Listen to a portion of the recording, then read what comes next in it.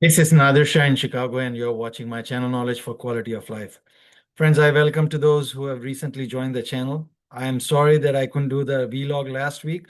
I was out of town, and I thought that I'm going to be doing a vlog from Springfield, Illinois, but I couldn't get it, chance and due to the, increased hectic schedule. I was there to attend a course. So as I promised in my previous vlog, that I'll be sharing blood work, which I am doing part of my yearly physical this year. And by no means this, test or this list is a recommendation. I'm sharing my experience that, what I do and how I track my health. And this could be, helpful for someone. That's the whole intent of doing these vlogs. I'm not recommending any test or anything of that nature. So just be clear in that. But if you have any questions regarding the test which I've been doing, and you have questions, why am I doing these tests, and what is the rationale behind it, you are more than welcome to ask me questions. Okay, because this is an open forum, and I'll try to respond to the best of my ability. So before I share my screen for the test, I would like you to, pay attention to this. And if you think that, you like the content of the material, which I'm sharing based on my lifestyle and my journey, please share with other folks. It's like paying forward to the betterment of the community. Whoever is your friends, families, relatives, share, so that people can get educated. That's the whole idea. We are sharing the knowledge here, so people are more equipped with the understanding, so that they can take care of their health and, overall improve the quality of life. So let me share my screen with you.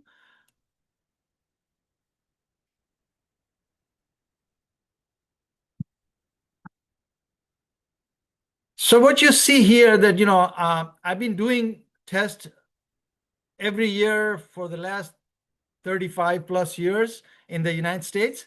And, I have increased few tests and few markers over the course of time based on my understanding that how one can take the overall health to its optimum. Okay, because we are all aging, and aging, we cannot defy aging, but we can always age gracefully. That's the whole idea, without impeding or without compromising the quality of life. So this is my test, and I'll try to respond, the rationale behind it, so that you can understand. But if I miss something, you can ask me questions or comment in the comment section, and I'll try to respond in a timely manner. First is magnesium RBC. Now, magnesium is a mineral which needs to be tested. But normally doctors recommend the serum level test, just a blood test simply, from your blood, sample. But magnesium gets 99.9% stored in the RBC. RBC stands for red blood cells. So it's always good to ask your doctor that give me a magnesium test, not the serum level, but at the RBC level. So recently I was in Pakistan, and when I took somebody with me and asked them that, do the magnesium RBC, and the doctor over there who was sitting there, and he said that, sir, this is a two test. One is magnesium and one is red blood cells. So people are not that much educated, in some parts of the world, that, this RBC and magnesium we are testing at the red blood cells level. See, this is a one test. It's not a two test. I do understand that there is a separate test, that one can count the red blood cells in your blood count, and magnesium serum, you can check it. But, when you say magnesium RBC, it means that you are checking the magnesium mineral which is stored in your red blood cells. Okay. Second is fasting blood insulin. I couldn't emphasize enough that, this is the biggest elephant in the room as far as the insulin resistance are concerned. The parameters markers we test, fasting blood glucose, which comes into the, yearly blood work, which every doctor recommends or does it. But it's hardly can figure out what's going on with your equilibrium status of your insulin and your blood glucose and HbA1c. So fasting blood insulin is the marker which I would strongly, I've been monitoring myself, over the years, that how am I doing. And once you know the fasting blood insulin, you have the fasting blood glucose as part of your standard blood panel, and you can calculate your HOMA-IR, which I have done a separate vlog on that. Okay, so you multiply fasting blood glucose by fasting insulin, and you divide by 405 if you are working in English units. And ideally I target my HOMA-IR under 1. So please watch that vlog in detail. Third is hsCRP. This is the inflammation marker, that what's going on, as far as the inflammation, which it really gives you a marker test that, what kind of a diet we are consuming. If ideally it should be less than 1, but the normal range is 1 to 3. But I prefer to have under 1, and ideally it should be, under 0.5. The fourth is PSA, prostate antigen. This is strongly recommended for all males. There was a time in the past that people used to say that once you cross 40 or 50, above that year, you should do it once in a year. But things have gone so much different over the course of time that more and more adolescent youngsters, youth, people who are under age of 30, they are coming across the different types of cancers, including prostate and colon cancer and all that. So the guidelines has been dropping, okay, as far as the number of years or age is concerned. So I would strongly recommend to each and every male adult to do the PSA, because if God forbid something is happening at PSA level, that the function of the prostate, then it can be mitigated early enough, okay, with the help of experts. The fifth is complete metabolic panel. This gives you liver functions and many things, which we call in short CMP. The sixth is homocysteine. This is a marker, which is a marker which gives you your cardiac risk also, and this is very important marker as well. So some of these are marker tests which normally doctors don't do it on a yearly basis, that what's cooking inside the health. But they only do things when the level goes high enough, it gets escalated, that we have the symptoms. And sometimes when we have the symptoms, it means the disease is inside us, and we have to go to the specialist. And that's the only time they recommend these type of tests. But what we are trying to do, what at least I'm trying to do, that I don't need to reach to that level. And that's what I define proactive healthcare rather than reactive healthcare, okay? Because I'm not in the reactive healthcare camp. I'm always in the camp of proactive healthcare. The seventh is Quest test code 91001. It's a marker which measures omega-3 and omega-6. And the ratio is very critical, because, if you are using a lot of seed oils and, a lot of omega-6 carried items, which is plenty in the different foods, then your ratio can be out of whack. So they say that, your omega-6 to omega-3 ratio, it should be 1 to 3, okay? 3 to 1. So basically, for each omega-3, one component, you should have omega-6 equals to 3. So your omega-3 index should be between 8 to 12% on a quant test. And different tests, Quest test, they have a different range for the normal. So always watch that, if you are consuming omega-3 items like fish or, krill oil or, other stuff in your food, which has a plenty of omega-3, then, you should be in that range, because, this marker omega-3 and vitamin B12 is very crucial for your neuro health. The eighth is HbA1c, HbA1c, which every doctor does it, but it's kind of like a very it's a marker which gives you a lot of delayed indication, because insulin resistance starts way beginning before it starts reflecting in HbA1c and fasting blood glucose. That's why I said that fasting blood insulin is the marker to figure it out, what is your HOMA-IR, because if your HOMA-IR is inching slowly towards above 1 and 1.5, then you are getting slowly insulin resistance, and eventually it will reflect in HbA1c and your fasting blood glucose. So always go for fasting blood insulin, because people who are frequently eater, their insulin remains quite high. Okay, it spikes quite a bit. So be careful in that. The ninth is GGT. GGT is a liver function. It gives you a status of the liver, that way indication. If something is going inside the liver, GGT is going to be giving you some kind of a signal before that, and then it can be looked in further that your liver functions is not normal.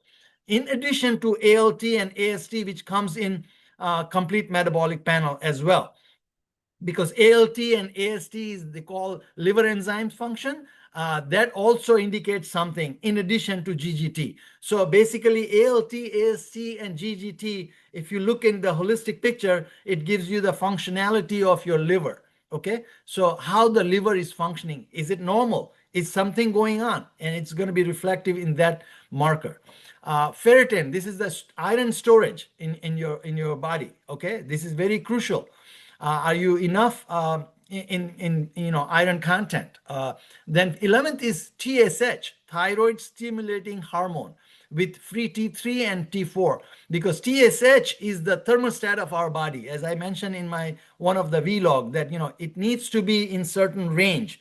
It's very tight tolerant range, that if you fall below the lowest threshold, one can be hyperthyroid active, which we call it hyperthyroidism.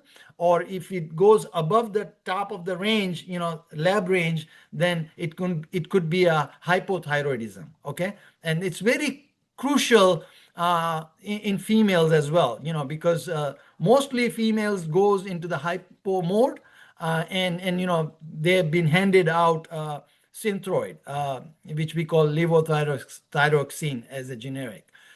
So make sure that, of course, by no means I'm saying that, males are spared, because it's very crucial. So I monitor very closely, TSH. The 12th is fibrinogen. This is the fibrin level. This is the thickness of the blood, which takes part in the clotting in case of, God forbid, bad event happen. So this is the like a viscosity of your blood. What is the clotting probability that this thing should be within the normal range.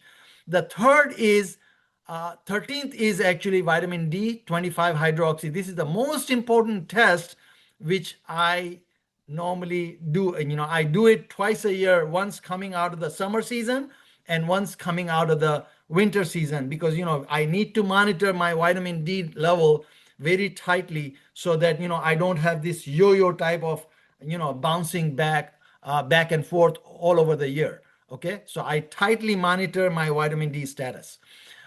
Quest test code 92145. This is advanced lipid panel cardio IQ, which gives you a particle distribution of your entire lipid panel. The standard test which normally doctor does, cholesterol, total cholesterol, your LDL, bad cholesterol, so to speak, your good cholesterol, your triglyceride, that's obsolete. So I don't do it anymore for years. I do instead, Quest test code 92145, advanced lipid panel cardio IQ. Then next one is CBC with differential. This is covered by mostly doctors, perform this test on their patients. So, you shouldn't have any problem.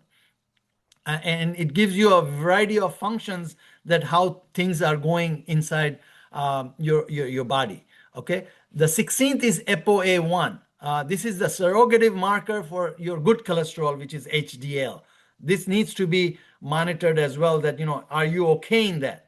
Because this marker tells you that how good recycling is being done for your bad cholesterol after it's being consumed at the cellular level. Is it coming back to the liver? Its recycling is done properly or not? This is the marker tells you. Because if you are low on this thing, it means that your recycling is not done properly.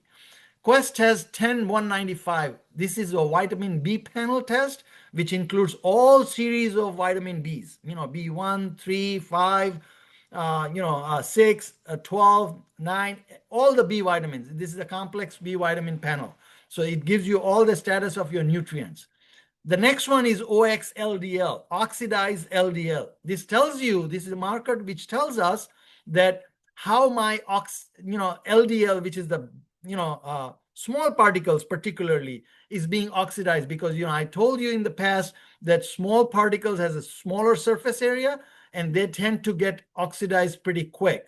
So the higher the number of small particles you have, the chances are getting it's oxidized is much more, and it's going to be reflective in your OXLDL. OXLDL should be within the normal limit, okay? Because if it gets higher, then it means that it's going to be part of the entire plaque system, which is conglomerate of a lot of macrophages and all this junk which forms the plaque. Quest test code 35694. This is a mineral profile. Now, mineral profile means it's going to give you a variety of minerals like zinc, cobalt, your chromium, your copper, your selenium. And here, when you get selenium and it's going to come iodine, which is the next test. This selenium here and this iodine is going to work hand in hand together to have a proper function of your TSH, because these two minerals are the backbones for functionality of your thyroid stimulating hormone. So if you are somehow, if we are compromised on either one of the mineral, like selenium or iodine, then our TSH could be out of the whack. Okay, then TSH can go really haywire. So I monitor my selenium and I monitor my iodine on a yearly basis as well. The next test is test code 36509, cardio IQ insulin resistance panel with a score. So this test gives you 3 numbers, 3 items. One is going to be, fasting insulin. So the fasting insulin, so if you are doing this test, you can eliminate this second test, fasting blood insulin, because you don't need to repeat it. I just showed it here because some doctors are going to have a hard time in recommending this 21 number cardio IQ insulin resistance panel with a score. So then you have to do at least fasting blood insulin separately, okay? But if you are doing this test, test number 21, then you can eliminate the test number 2, fasting blood insulin. So this test is going to give you 3 items. One is going to be your fasting blood insulin. Okay, you need to fast at least 12 hours for this test. This is going to give you a fasting blood insulin. Then it's going to give you a C-peptide. C-peptide is a marker which gives you how your pancreas is functioning, in putting out the required amount of insulin to nullify the blood glucose, so that excess glucose can be gone to the cells at the cellular level, because glucose doesn't belong to the inside the arteries, into the blood system. It should go into the cellular level. So this gives you, C-peptide gives us indication that how our pancreas is functioning, and that's going to give you a bigger picture of your insulin resistance, because C-peptide and your fasting insulin, it's going to give us a better picture that how your pancreas is putting the output as far as insulin is concerned. Is your pancreas on overactive mode? Is it on overdrive mode? Because too frequent eater and junk eaters, their C-peptides are normally elevated. The next one is Quest test code 94267. These are all CPT code I have written here so that you can give if you are interested in doing the test, you can be, giving this particular test code. These are called CPT code, for the insurance coverage, and then doctors can locate these tests easily. This is a lipoprotein enzyme activity, which is attributed to how, your plaque formation. It spits out an enzyme. It's a lipopase, and it becomes a part of the macrophages and your plaque formation. So it's a marker for cardiac activity. Okay. The next one is complete urine analysis. It gives us a better picture that what is happening with our waste. Is it acidic in nature? Because it gives you a pH value as well. If it's too much acidic urine, then it means that you have to move towards the alkaline foods. Your diet is too much sugary and too much acidic. Okay, because it's going to reflect the pH in this urine analysis, complete urine analysis. So you can move towards, because 0 to 7 is acidic, 7 being neutral, 7 to 14 is base. So your picture of this pH value is going to give you a better indication that your diet is neutral or a little bit towards the alkaline side, or it's too much acidic. So you can fine tune your diet accordingly. These are the additional tests which I've done occasionally. ApoE genotype, which I've mentioned in my one of the vlogs, couple of vlogs actually. I do it, everybody has to do it once in a lifetime. Whatever we got, okay? We cannot change it. The second in this category is Cologuard Plus. I do it initially Cologuard 1.0, the base Cologuard. Now they have the lab, the genetic lab, which is based in Madison, Wisconsin. They came up with a Cologuard 2.0, which is a Cologuard Plus. It has a better accuracy than the first version.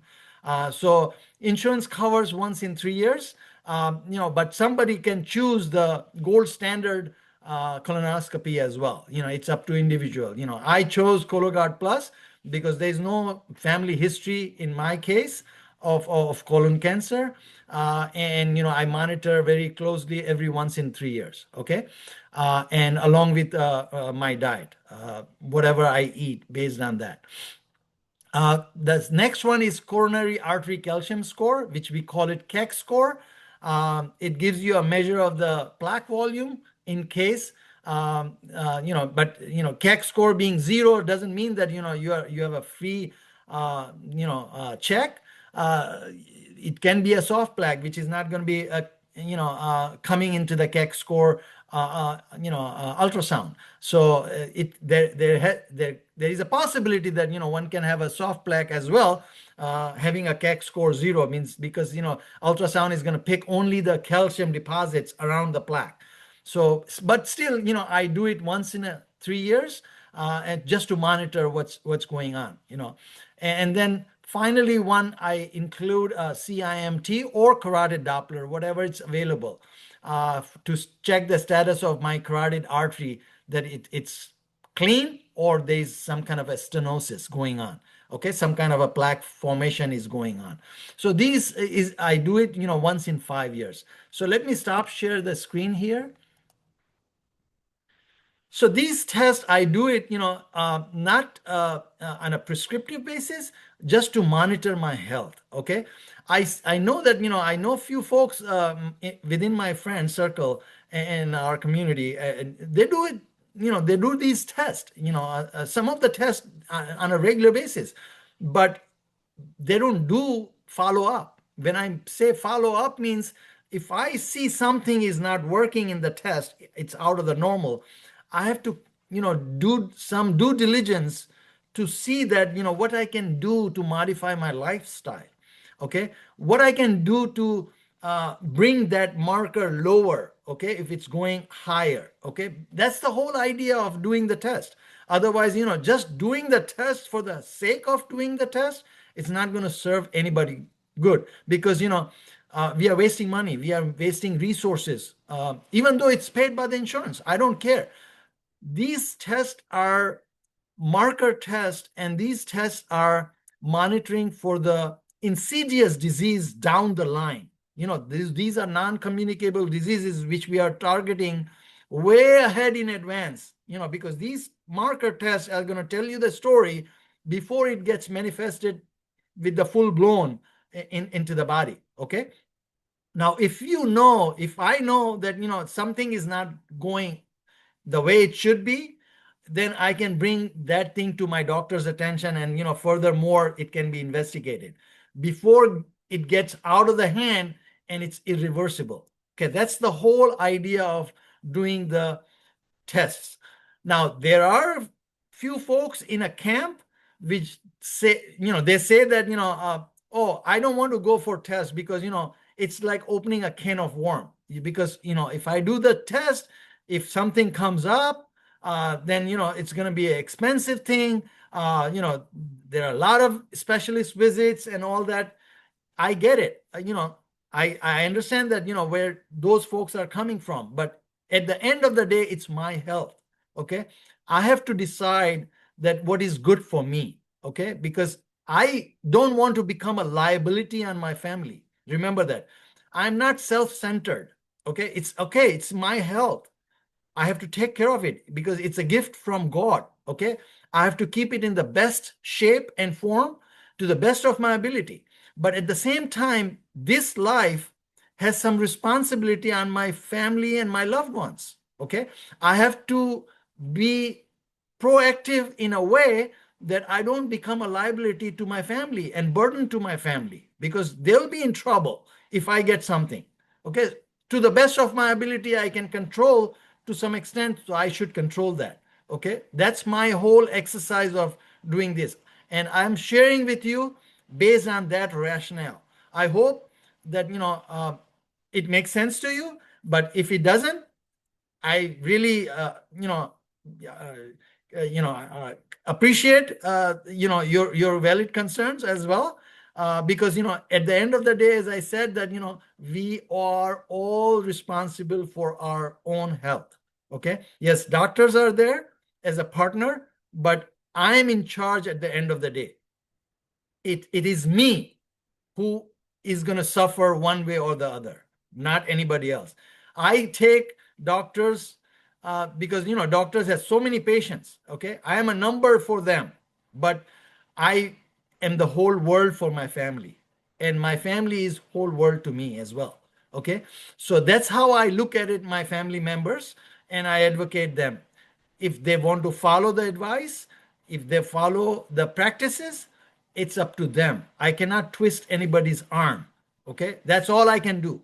And I'm sharing on this platform my own ritual and practices, which I've been doing for years as we are alive. I hope to see you next week. Goodbye.